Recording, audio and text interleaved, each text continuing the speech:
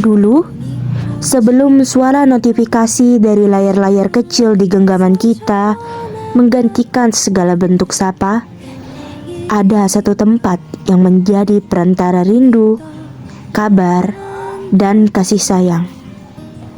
Kantor pos namanya. Bangunannya mungkin sederhana, berdindingkan bata dan berjendela besar. Tempat cahaya matahari masuk dengan leluasa. Tapi di sanalah perasaan-perasaan besar pernah dititipkan. Surat-surat cinta yang ditulis dengan tangan gemetar, kabar keluarga dari kampung yang ditunggu oleh mahasiswa perantau, bahkan kabar duka yang disegel rapat dalam amplop berwarna coklat tua. Semuanya mengalir melalui tangan-tangan para petugas pos yang tak dikenal, tapi penuh dedikasi. Kantor pos bukanlah sekedar tempat kirim-kirim barang. Zaman itu, ia adalah ruang sunyi yang menyimpan ribuan kisah yang tak pernah dibacakan. Di bangku kayunya, orang-orang duduk menanti dengan harapan terlipat rapih dalam selembar kertas. Di balik loketnya, petugas tersenyum hangat meski kadang letih, sebab ia tahu bahwa pekerjaannya adalah menjembatani rasa mengantarkan sesuatu yang lebih dari sekedar tulisan. Banyak cerita yang terjadi di kantor pos ini, seperti cerita yang terjadi di kantor pos Selama Medan di Jalan Bukit Barisan yang sudah berdiri sejak tahun 1911. Dan inilah kisahnya.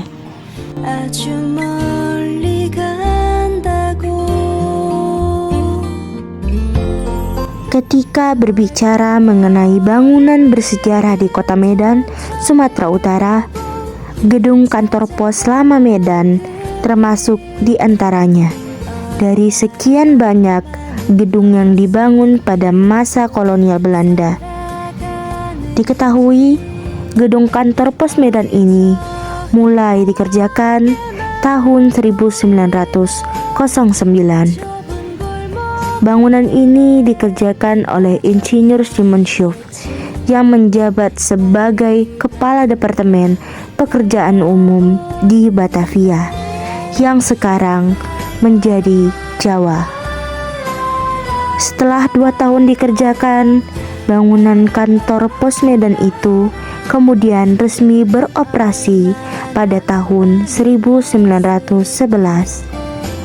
Menilik dari sejarahnya, keberadaan kantor pos Medan ini sangat berperan penting dalam hal surat menyurat, khususnya bagi para pedagang di era lampau.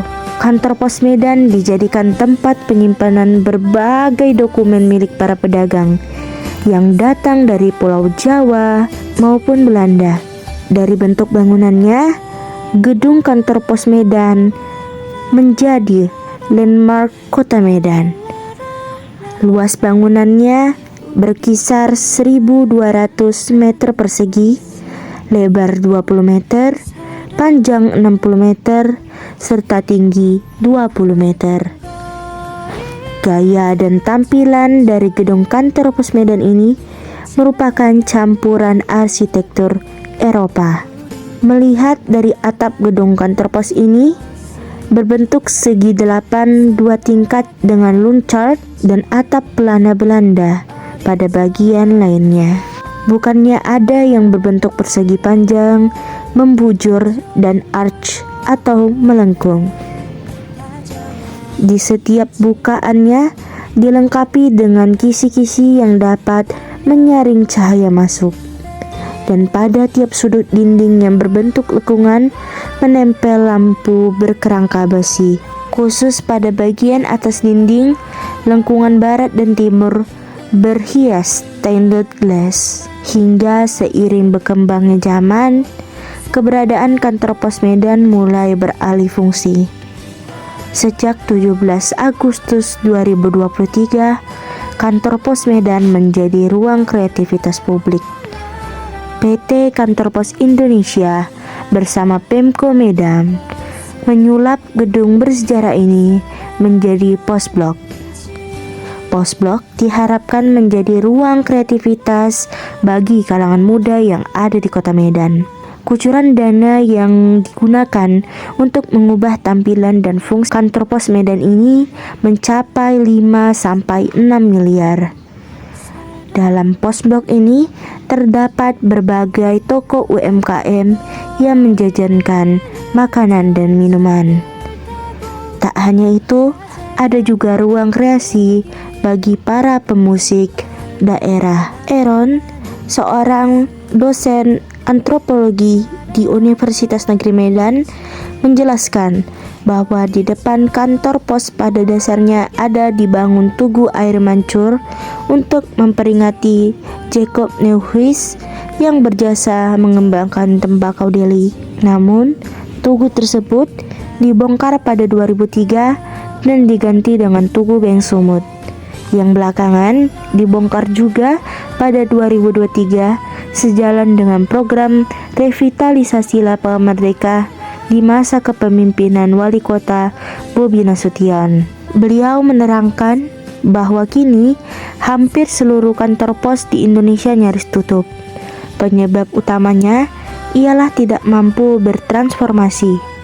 Dahulu kala, kantor pos menjadi sarana vital untuk pengiriman berbagai barang paket. Tapi kini harus gulung tikar karena banyak perusahaan kurir swasta yang lebih tepat waktu.